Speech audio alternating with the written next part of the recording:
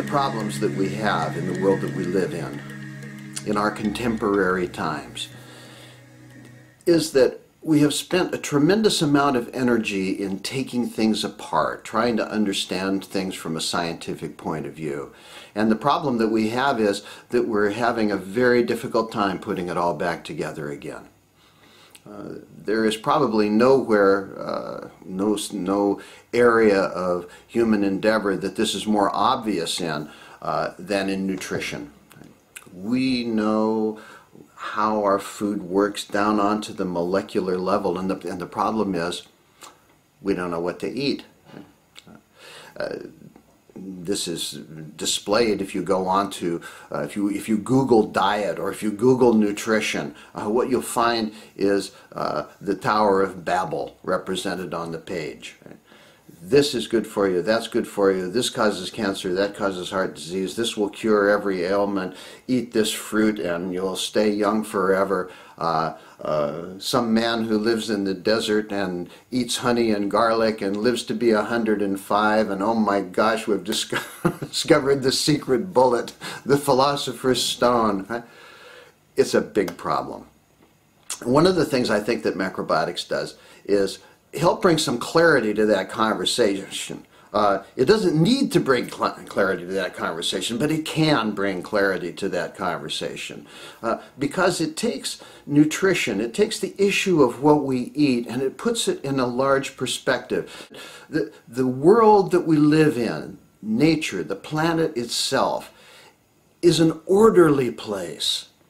Everything works together. When we look at the environment, even if it's on the Discovery Channel, when we look at the environment, we see how everything seamlessly fits into a pattern where everything is complementary to everything else, except, of course, when we look at what human beings do. We seem to have tried to break loose from that pattern, and with terrible repercussions. So in terms of nutrition, there are a number of different things that we could consider to bring about a greater understanding of nutrition. And the first, of course, is the personal part of that, the personal part of nutrition. How do we eat in a way that assures us, as much as possible, good health?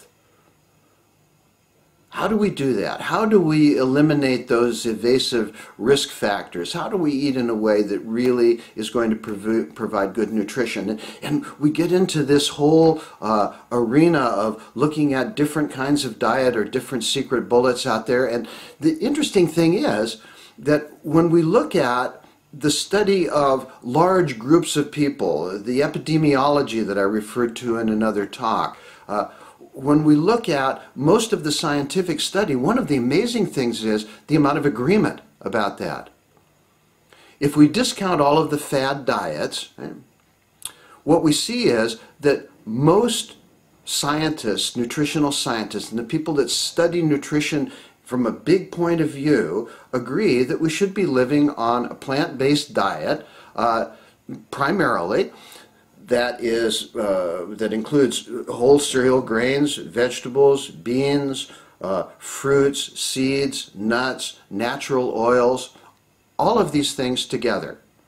How we do that and how we break it up, people may disagree on. But the primary elements are all there. How to produce good health and how to diminish the impact of most of our modern diseases. Diseases like diabetes and heart disease and stroke and many different kinds of cancer. That's laid out. That's not really contentious anymore. When I started studying macrobiotics in the mid-1960s, that was terribly contentious, but it's not anymore. It's been shown that that kind of a diet is a healthy diet. So this is the personal part. Now, we may not like that conclusion. In fact, many people hate that conclusion. They hate to think that they're going to have to stop or even diminish their consumption of meat or dairy food, or that they're going to have to stop eating sugar. But that's a whole other issue. That's not a nutritional issue. That's a cultural and an emotional issue.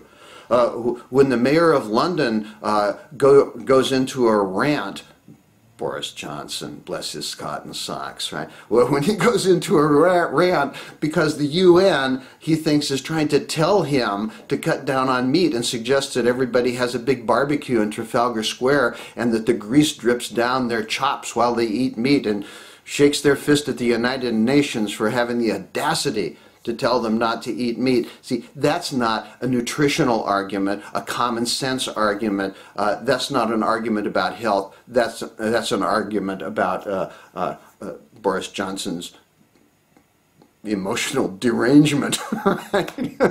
So we have to be able to separate those things out. And then under the personal category, we also have the issue of personalizing that down to down to a more refined level. What are specific needs? Now, those specific needs might have to do with the climate that we live in, the kind of activity we do, or they may even have to do with locating particular kinds of foods or particular kinds of preparations that have to do with, say, accelerating the breakdown of cholesterol. Say we have high cholesterol levels, and we want to see if there's a particular way of eating which might benefit us in doing that. Or we might have an inflammatory process in the body, and we want to know which foods would actually exacerbate that. And so we want to find out which foods will actually promote inflammation or feed inflammation, and we want to make sure that we avoid all of those. See, those are kind of conversations that go on within a macrobiotic approach to eating quite commonly. So those are personal things. But there's a bigger conversation yet, and that bigger conversation has to do with the social impact of what we do. Does our consumption of a particular food or a particular kind of food lead to social exploitation? Does it lead to higher health costs, which we all pay for in one way or another? Does it lead to the undermining of the health of a particular economic strata within society? When we look at nutrition from that point of view, what we see is that there are many areas that we really need to change our attitude about nutrition. The fact that people who are not making so much money, people who are living close to the poverty line, are more and more being forced into a cul-de-sac where they are eating cheap food, and that cheap food is also food which is just causal of the disease, the obesity epidemic that we're experiencing, or particular kinds of cancer.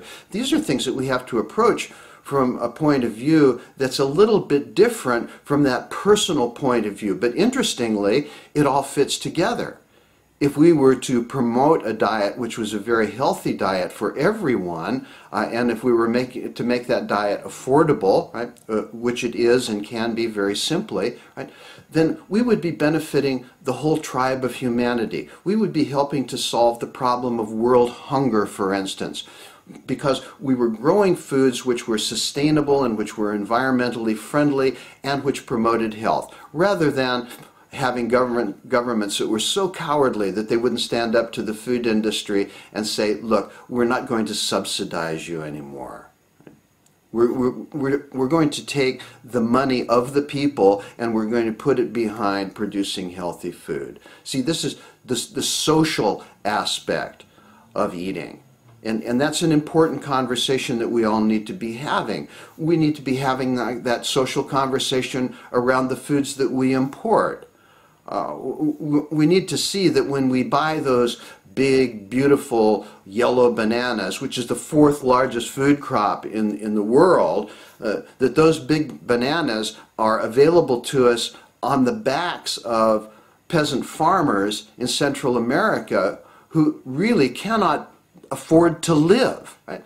And cannot grow their own food anymore because they're too busy growing bananas for people in America and Europe who want those bananas to be in a particular way. We could say the same thing about most coffee or cocoa beans. Many products that we use. The tomatoes that we might use in Europe, which are grown in Africa. amazingly, and the same kind of situation exists where the people that grow them can't afford to grow their own food or buy a food that's grown locally and have to import the food. It's a big con game, a shell game, and we're eating those foods on the back of other people, and oftentimes being blissfully unaware of the impact of that. And not only the impact on the people, but the impact on the land. Those same bananas, in order to get them the way that we want them, those big yellow bananas, we have to use a lot of chemicals. And so a lot of chemicals are used and completely pollute the soil, completely pollute the rivers. So not only are the people living on wages which are starvation wages, but they're also ruining their land in the process and polluting their rivers in the process. All because we want a banana, the nutritional worth of which is totally negligible. We could get the same nutrition from many, many other foods. But we like our bananas on our Rice Krispies, right? So we have to think about that. We have to be mindful about that process. And that process goes on to the environment itself, right?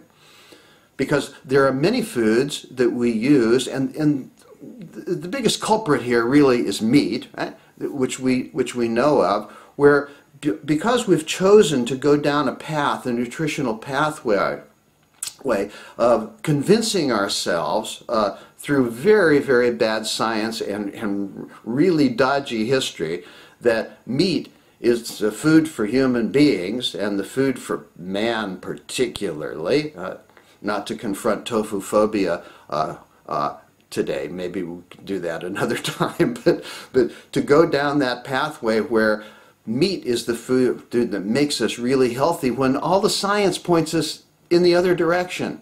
And that's all the science. That doesn't mean Atkins, it doesn't mean Dukan, it doesn't mean all of the flim-flam artists that are out there trying to sell a meat-rich diet to a population which is facing environmental disasters because of the meat industry, right? So we have to face up to that fact, because when we're eating a food, the production of which is undermining environmental sustainability, we have to figure out a way to stop eating that food, right? What kind of a planet do we want to leave for our children and our grandchildren? So this is an important part of the conversation of nutrition. This shouldn't be put off to the side. This is in the main track. So we have our personal needs, we have our social needs, we have our environmental needs, and we even have another need which supersedes all of those. Don't you find it interesting that almost every spiritual community since the beginning of time had a particular way of eating? And that particular way of eating was, regardless of any other consideration, to help us to focus, to pay attention on what was happening when we ate, to bring consciousness into the conversation around food. That when we take in food, we're taking in the labor of other people, and we're also taking in the labor of the cook, and we're taking into us the gift from the environment that food represents. So we're taking that in, and the more conscious we become of that process, the more mindful we become of that process, the more our awareness starts to open up. We start to be aware of a simple action that we take every day and the repercussions of that action. What does that action mean? Because that action, the effect of that action, ripples out from us into the world. So the question of nutrition is an extremely big question. And that's why we call it macrobiotics.